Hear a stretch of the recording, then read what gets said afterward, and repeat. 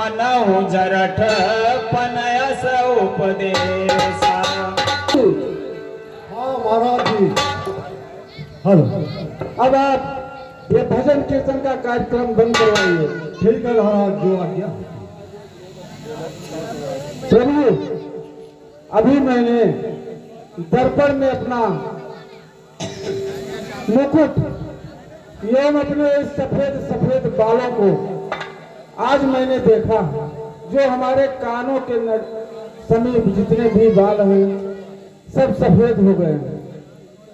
इसलिए मुझे पूर्ण विश्वास हो गया कि अब मुझे हम वृद्धावस्था की तरफ बढ़ चुके हैं। और ये कह रहे हैं यह वशिष्ठ को आदर सम्मान के साथ दरबार में उपस्थित कराइए। महाराज, उनसे हम कुछ विचार विमर्श करेंगे। अब आसन ग्रहण करो। कुछ बहुत ही आवश्यक कार्य के लिए बुलवाए। दिल की जिज्ञासा को व्यक्त करो। जिज्ञासा गुरुदेव यही है कि अभी आज हम अपने दरबार हुए थे, फिर दर्पण में अपना मुकुट, अपने एक केस, अपना एक चेहरा देखा।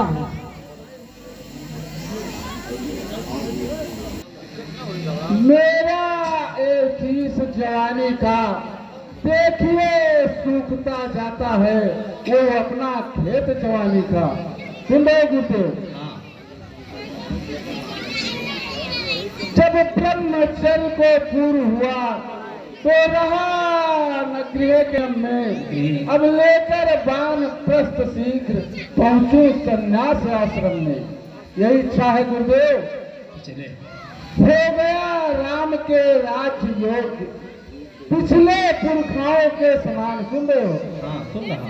पिछले पुरखाओं के समान प्रभु मैं तपोवन में जाने दो। हो गया राम राज्य के राम योग, उस राज्य चलाने दो। राजन, आपकी बातें तो बहुत अच्छी हैं, लेकिन कुछ हमारा भी विचार सुनो। हाँ कहिए गुरुदेव। पुत्रों पर डाले राज्य भार, है राजाओं का धर्म यही। चौथापन परमात्मा को दे, है गृहस्थियों का कर्म यही। अवधेश आपकी यह बातें मन के संयम पर निर्भर है। तप करो तपोवन में जाकर, बस यही आप गलती पर है। राम राज युवराज बने तो यह विचार अब सुंदर है। छोड़े समस्त चिंता मन की, चिंतामणि जब अपने घर है। तुम्हारे पास सब कुछ स्वयं विचार करने के लिए श्री राम जी उपस्थित हैं, फिर बन जाने की क्या आवश्यकता है? नहीं प्रभु, अब हमारा ये विचार बिल्कुल उठ चुका है कि हम ये राज्य अपने बड़े सुपुत्र श्री राम को सौंप करके, और वो सब लायक हैं, और मैं प्रस्थ अवस्था में अपने पुरखाओं के समान मैं बन के लिए भगवान के चरणों में लीन होने के लिए अवश्य जाऊंगा प्रभु। ठीक है, लेकिन अयोध्यावासी जिन्हें आप पुत्र जैसा करते हैं, उनसे भी इस बारे में राय मशवरा लिया जाए तो ज्यादा उचित रहेगा।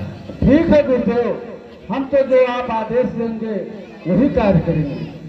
ठीक है महाराज जी, हमारे अयोध्या के समस्त पूर्ववासियों को दरबार में बुलाया जाए। जैसी आज्ञा महाराज। इकट्ठा हो गए महाराज जी। हाँ, मैं समस्त पूर्ववासियों से ये एक अनुरोध करना चाहता हूँ कि हमारा एक विचार है और हो की आज्ञा है। मैं उनके आज्ञा के अनुसार ये विचार आप लोगों के समक्ष प्रस्तुत कर रहा हूँ। हमारा विचार ये बना है कि मैं अब वृद्धावस्था की तरफ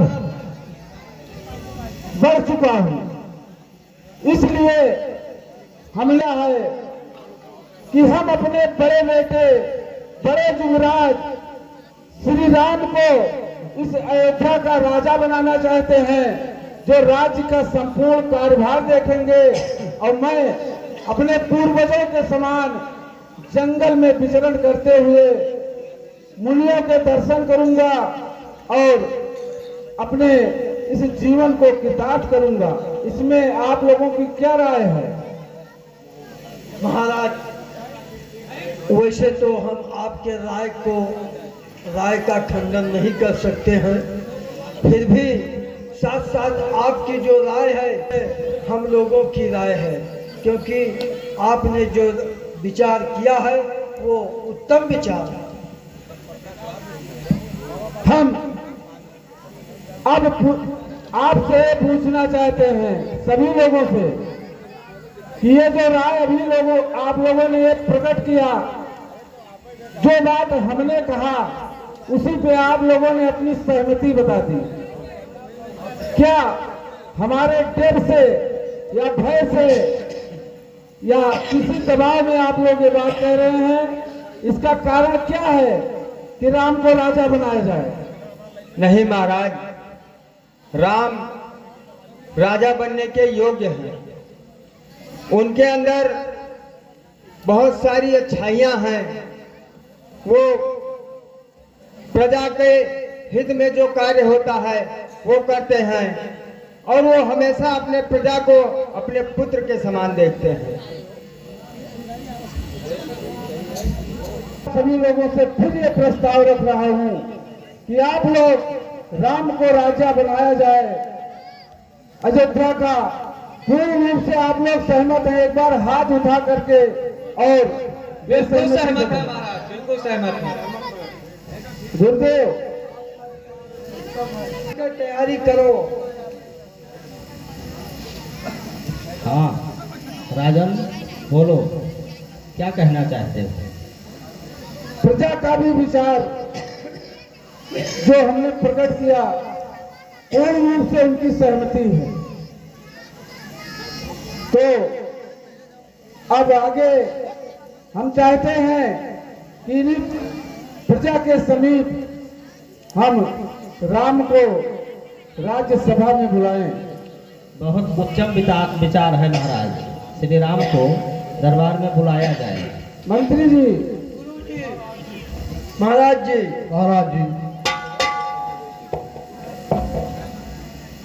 हमारे बड़े युवराज जो इस अयोध्या के राजा बनने वाले, जो आज्ञा सरकार। हाँ, मैं आपका पुत्र राम आपके श्री चरणों में प्रणाम करता हूँ। आपके आदेश पर मैं आपके सेवा के लिए उपस्थित हुआ हूँ। मेरे लिए क्या आदेश है? श्री राम, सभा में उपस्थित सामंतों, मंत्रियों और प्रजाजनों ने सर्वसम्मत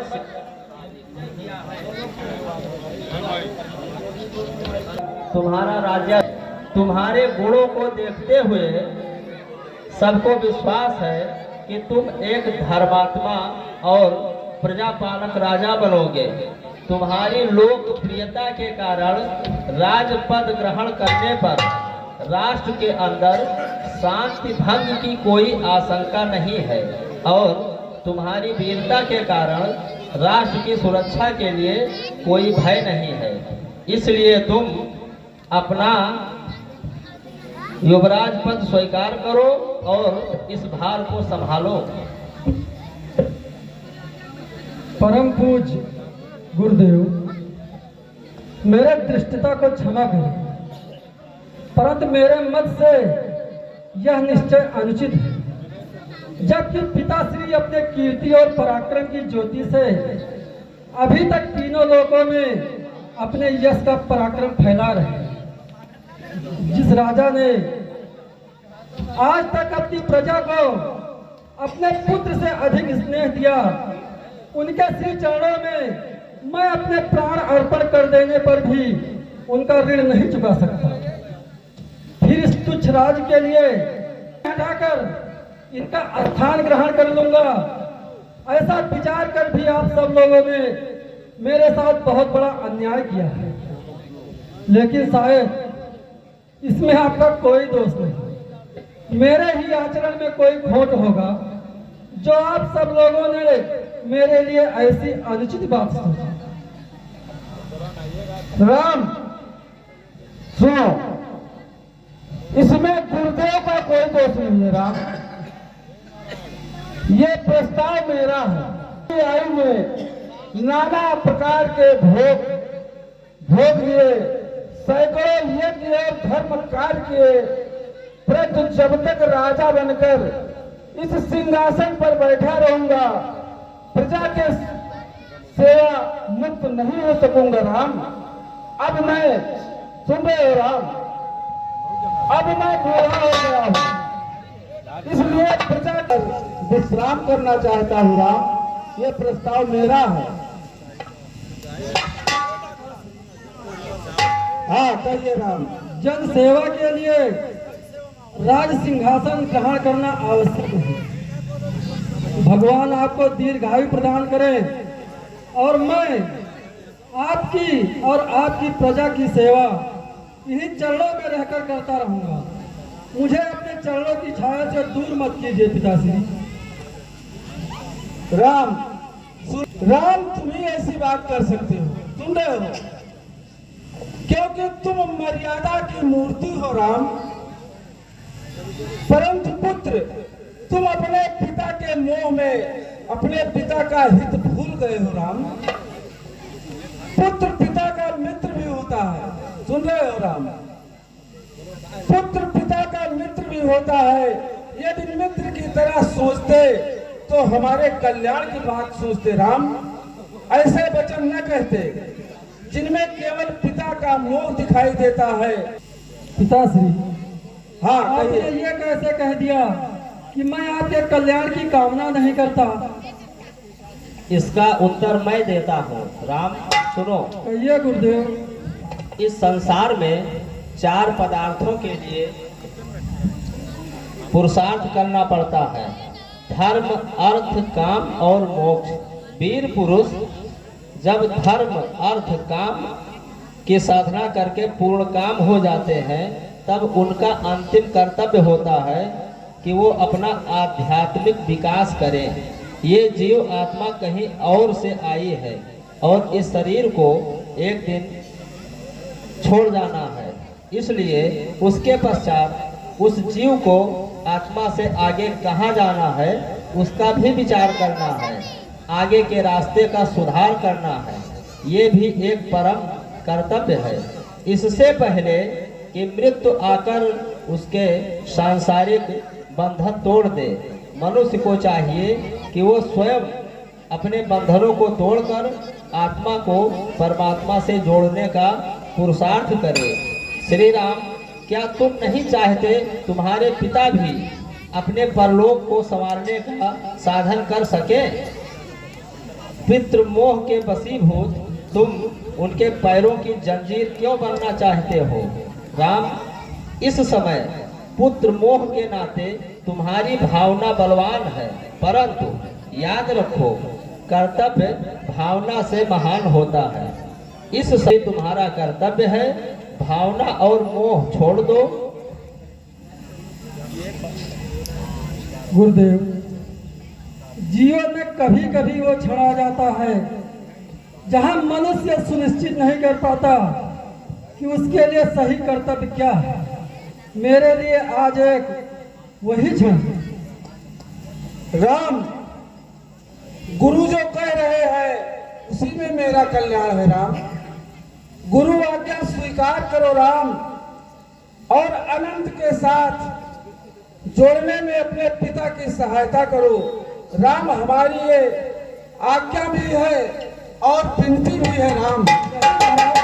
नहीं, मैं तो आपकी प्रजा और आपका पुत्र दोनों ही प्रकार से आपका आज्ञाकारी हूँ। इसलिए आप जो भी आज्ञा देंगे हम उसे सिरोधार्य करेंगे। बोलिए राजा रामचंद्र की, बोलिए राजा रामचंद्र की, बोलिए राजा रामचंद्र की। वेग विलंबन करिय नृप सुदिन सुमंगल तपहि जब राम, जिस पिता के सामने उसके पुत्र की इस तरह से जय जयकार हो रहा है, उस पिता के खुशी का ठिकाना कैसे हो सकता है? उसके खुशी का ठिकाना कितना बड़ा आज खुशी है जिसके पुत्र का जय जयकार उसके पिता के सामने हो रहा है। इसलिए राम, अब गुरुदेव हेलो, राजा में विलम्ब मत करिए। ठीक है राजन। कोई भी विलम्ब गुरुदेव ठीक नहीं है। कल चंद्रमा पुष्य नक्षत्र में विराजमान रहेंगे, इसलिए कल का दिन ही शुभ रहेगा। देरी करना ठीक नहीं है। सारा व्यवस्था किया जाए, वह दिन तभी शुभ होगा जब श्री राम राजा बनेंगे। हरे से मुनीश कहो मृदुबानी किया जाए। जल्दी भरत शत्रुघ्न भी यहाँ नहीं है। हमारी इच्छा है कि उन्हें ननिहाल से मंगवा करके फिर राज्याभिषेक की तैयारी की जाए। श्री राम, तुम्हारी भावना महान है, लेकिन दूसरा मुहूर्त बहुत देर से मिलेगा, इसलिए राज्याभिषेक के लिए कल का दिन ही शुभ है। जैसी आज्ञा।